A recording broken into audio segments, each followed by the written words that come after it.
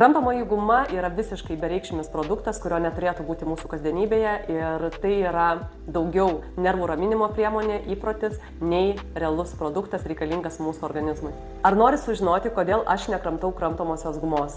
Pirmas dalykas – virškinimo trakto problemos. Kramtomoji guma kaip ir gali skatinti virškinimo procesą, bet jeigu jinai kramtoma tuščiu skrandžiu, gali sukelti nereikalingą oro nurijimą, kas gali sukelti pilvo pūtimą, nemalonų jausmą. Tai ypač aktualu tiems, kas turi dirgliosios žarnos sindromą.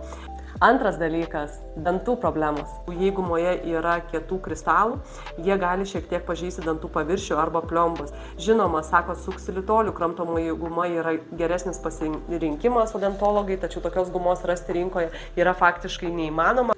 Trečias dalykas – nenoriu gauti su kramtomoje guma kenksmingų priedų. Kramtomąją gumą perkame galvodami, kad jis sveikesnė, apsaugo dantis nuo karieso, suteikia malonų burnos kvapą. Juk jį be cukrė, tačiau retai kas skaito mažiausių matomų šriftų parašytą kramtomosios gumos sudėtį, o joje virš 15 maisto priedų.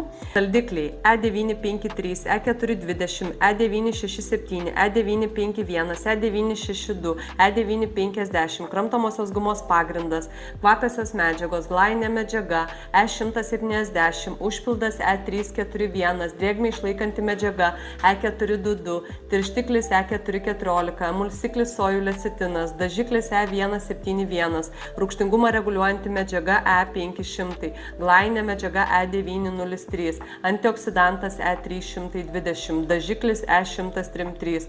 Kur čia matai maistą ir kam tau tokio maisto produkto reikia, kur 5-6 pirmos sudedamosios dalys yra saldikliai ir randame visą puokštę kitų dažiklių, tirštiklių ir kitų maisto priedų, kurie tikrai sveikatos nepriduos.